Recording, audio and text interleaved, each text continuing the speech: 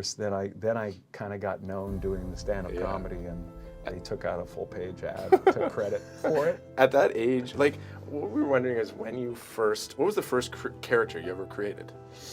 Oh my gosh. You know, I used to imitate the Karol Burnett Show all the time when I was a kid. I used to imitate Tim Conway. You old man is coming in, shuffling and going over here. You know, and all that stuff. So that was my childhood, was Karol Burnett. Yeah. And the great thing is that they're having their 50th anniversary. And you know, Karol has known this story for a long time, that I tried to get on her show when I was 10 years old. Yeah, you sent a resume in, right? I sent a little resume in, and a list of the impressions I did, which were like 120 people at that time. Wait, you had an actual itemized list of 120 All impressions? All the people that I did, yeah. And I wanted on the show, I said, like one of the regulars, like Tim Conway or Harvey Korman.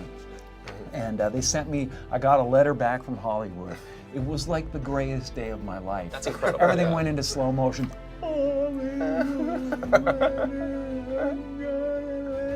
Like that, and it was a letter, like a kind of a form letter or whatever, from an assistant and stuff, with a Karol Burnett signature stamped on it.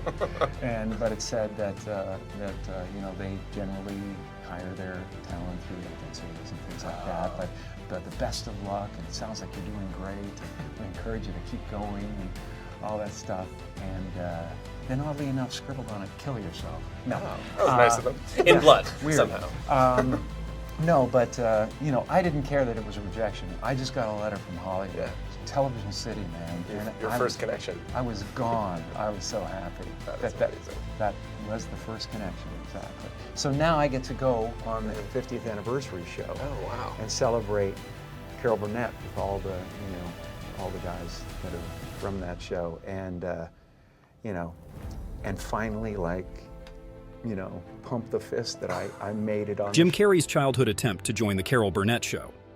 A lifelong fan of the Karol Burnett Show, Jim Carrey harbored dreams of appearing on the show at the tender age of 10. He sent in a resume showcasing his range of impressions, hoping to prove his passion for the show. However, he was met with a discouraging response informing him that the show only cast talent through agencies. Initially disappointed by the rejection, Carrey soon shifted his perspective to a positive one. He was simply thrilled to have received a response at all. His dedication and perseverance eventually paid off. Carrey later landed an opportunity to perform on the show's 50th anniversary special. Regrettably, Carrey no longer has the resume he sent as a child. Nevertheless, that childhood experience undoubtedly served as a valuable stepping stone in his journey to becoming an entertainer. On the show. Do you still have that letter? I don't have the letter. No, I don't think so. My family never saved anything. There's no pictures, nothing. Was there ever a moment where you first sort of realized, like, I want to be a performer. This is what I want. This is the thing that I want to do with my life. There was never any other choice. Yeah, there was never any other choice. From the time that there was consciousness in the body, I was looking at a man named Percy, my dad, who was the most incredible character that you'd ever meet. If you met him for 5 minutes, you thought you knew him for 50 years. And he wrapped everyone that came into our house in stories and jokes, and they left my house always with pee stains. and going like, "Percy, oh man, you missed your calling, Percy. You missed your calling." Like that. And you know, so I became his calling at a certain point. And he was always super behind me. But from the first time I can remember, him just lighting up the room, you know, and him just like wrapping everybody in a story or whatever, and going, "Oh, that's the thing I want to do. You know, that's what I want to be." Was it like an amazing experience when he first saw you on stage? Seeing you, like, well, perform? it's funny because he was always there. You know, he was always there to encourage me to get up in front of the company or throw myself down a flight of stairs, whatever, in slow motion. And he said, "Where do you see this? Where do you see this?" Because I became what was special about the family. Right. And I won a spinch contest, and it's paid there's off. Only one. The last art of spinch. The spinch, yes. I'm going to make a spinch now. Kennedy was one of the best at spinches, I believe. The moment I discovered my passion for performance. I never had a specific moment when I decided to pursue a career in performance. Instead, It was a gradual realization that stemmed from my father's infectious energy and my own desire to connect with others. My father, Percy, was an extraordinary and endearing character. He could always captivate any audience with his engaging stories and witty jokes. I was naturally drawn to his charisma and storytelling abilities, and I began to seek opportunities to shine on stage myself. Through these experiences, I discovered my true calling, to entertain and inspire others. I often wonder how my father felt watching me perform. His unwavering support and love played a pivotal role in shaping my passion for performance. I am forever grateful for his guidance and unwavering belief in me. And I think there's a ton of people out there that want to see the same old thing. And it's very strange because I've been sharing things that, lately about what I believe and stuff that are really kind of, maybe a few years ago might have been like, okay, Jim, maybe we'll join you on that planet someday.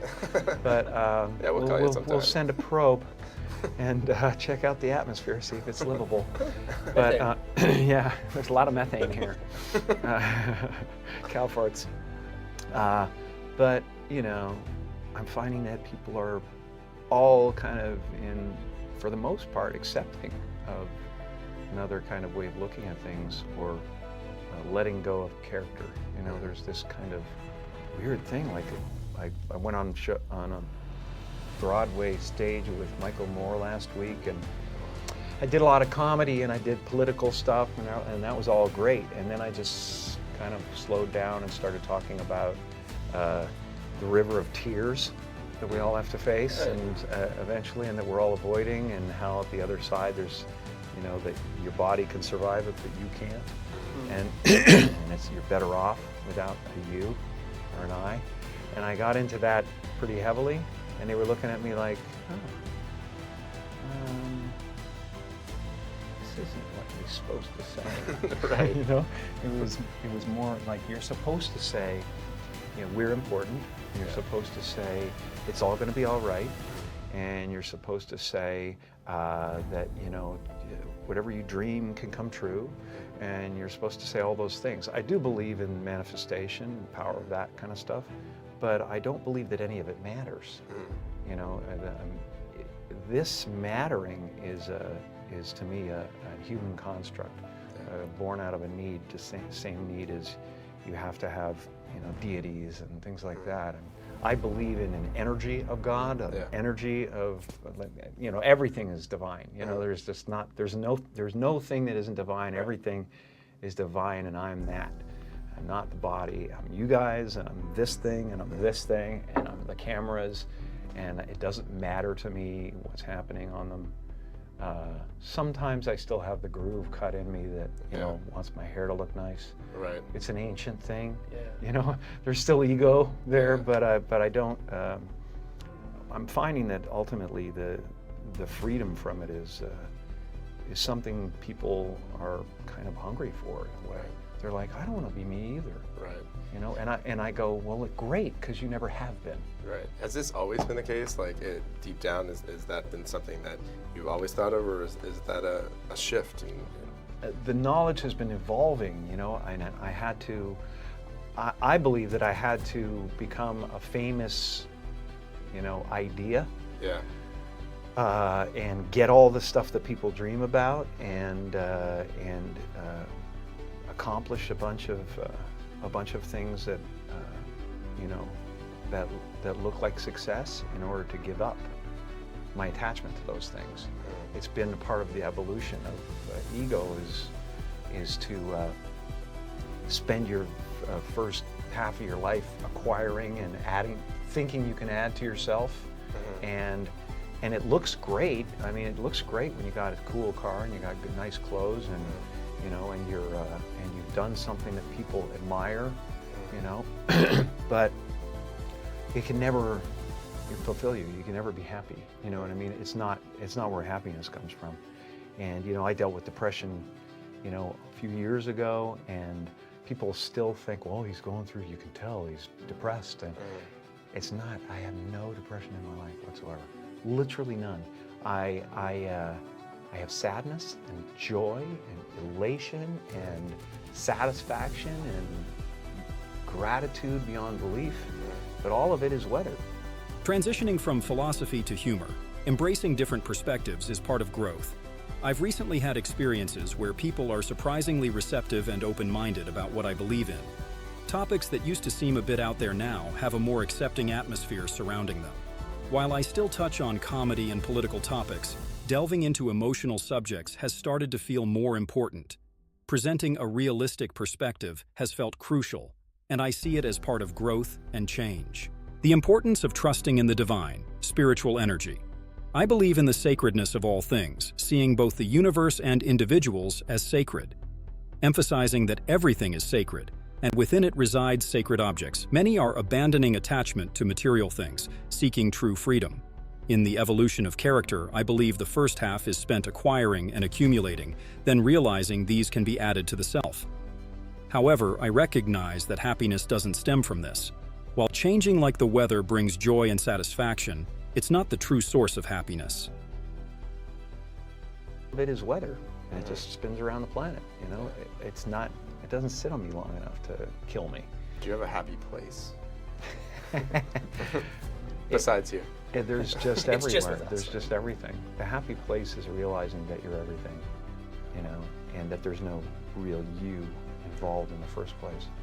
You know, it's a weird little semantic jump that you make where it sounds like, well, that's totally fucking threatening, man. I can't not be me. I built this construct. Yeah. You know, from the time I was given a name, and then I'm a fucking Celt. My mother's, you know, was great-grandmother was fucking raped by a Viking, and that's what makes me strong, you know, or whatever it is. And it's just ideas. They're Right. just ideas. You know, the only thing that separates you from an African American or an African Canadian is an idea. You know, and the weather. Right. You know, and the adaptation to the climate, and whatever it is, I don't believe in any of it, and so the feeling of wholeness is a different. A discussion on identity and happiness. Finding happiness is realizing that the happy place is within oneself, and that the true self isn't actually located somewhere specific. While the concept of self here may sound threatening, the thoughts that construct oneself are ultimately just thoughts. Defining identity by what has made oneself strong, much like how thoughts have been built since the moment one received a name, is important. I don't believe in this concept of self, and everything is different from what one feels when the mind is at peace. That said that. You know, you talk about like Jim Carrey the man, Jim Carrey the performer. Are you more comfortable as one or the other, or is that like, are they even mutually exclusive? I don't exist, so they're all characters that I played, including Jim Carrey, including Joel Barish, including any of those things. They're all characters. You know, Jim Carrey was a less intentional character, Right. because I thought I was just building something that people would like, but it was a character, you know, so it's, you know, I played the guy that was free from concern so that people who watched me would be free from concern, you know, and then at a certain point you go like, okay, well, that's great, but you know, it's like the one thing, like people talk about depression all the time, the difference between depression and sadness is just, you know, from happenstance, whatever happened or didn't happen for you, or, you know, grief or whatever it is. And depression is your body saying, fuck you, I don't want to be this character anymore.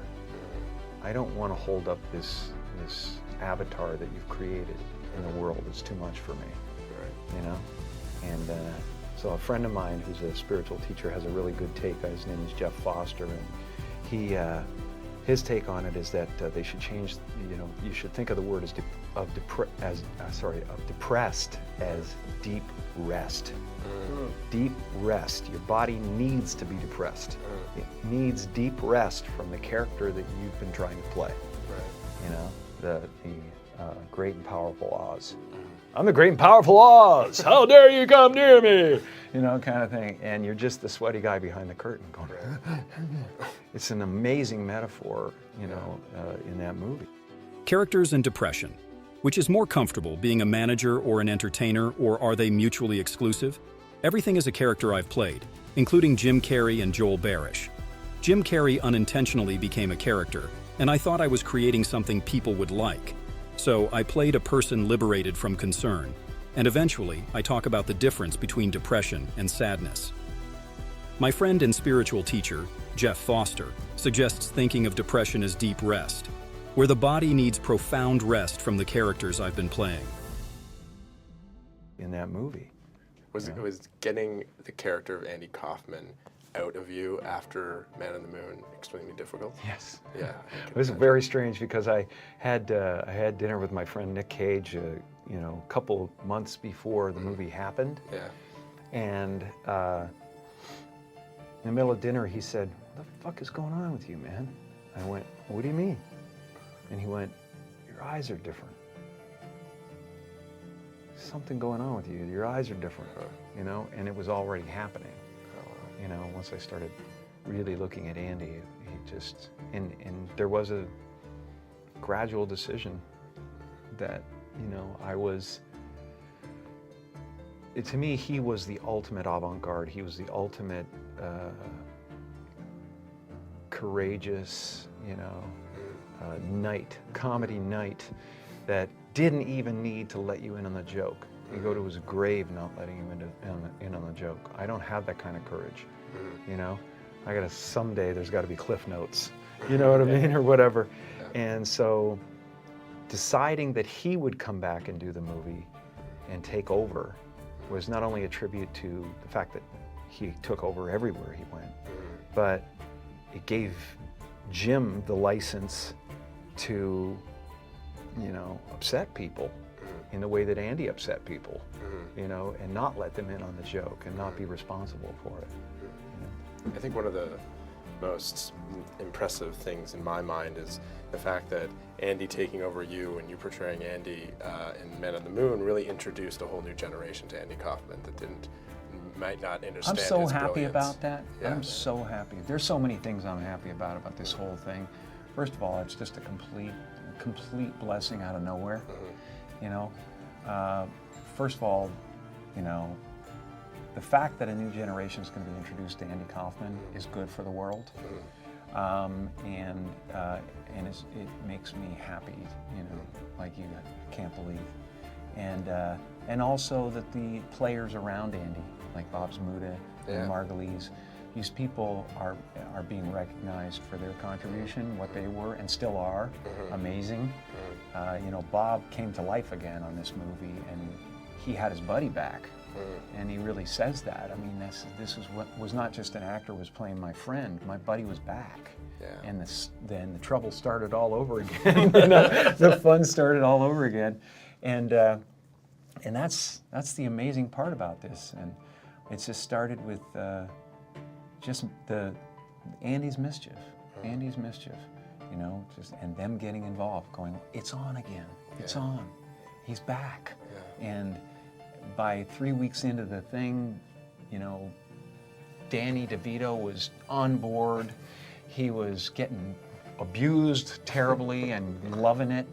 And Milos was on board and directing them as they needed to be directed. And the Teamsters were coming up to Tony Clifton, and the Hells Angels were his security on the set. And the Teamsters coming up who they don't care about actors. They don't want anything to do with us normally. And they're coming up to Tony going, "Anything you need, man. You need to play a joke or a prank stuff. We're all in it. We're all in it with you." He had a crew. That. The crew was there, man. There's these hardened guys. There was at one point on the Teamsters trucks, there was a banner that said that the Tony Clifton Club, or the Clifton Club, they were in love with him. And he stunk to high heaven. I mean, there was not a lot of bathing going on when Tony was around, and there was also smearing of Limburger cheese all over him. So it Delicious smelled, and confusing. It smelled like baby shit, like from 20 feet away, and you would not believe how attractive women found that. I do not A believe powerful that. musk. Repulsion then turns to attraction. Wow. Amazing. Little tip for you. This seems like a trap. A little ode to Limburger. I feel like I'm being played. Then you know they really like you. Oh yes. Jim, we know that you're super, super busy. We love the film. Congratulations. Thank you so much for Thanks. taking the time to chat with us. It's so great to be here. We really hope to see you again soon. And good luck with your broadcasting career. Thank you, sir. right. Gotta make that $800. National Institute of Broadcasting. Be there. After the interview, expressing gratitude and conveying hope, I expressed my appreciation for how wonderful it is to take a brief but impressive break from busy schedules with a simple outing. I praised the interviewer for their part in making this successful collaboration happen, conveying congratulations on the achievement. I thanked them for taking the time to participate in the interview. I also expressed hope for our next meeting, sharing the enjoyable experience and wishing them luck in their broadcasting career. We concluded by promising to meet again on tonight's broadcast.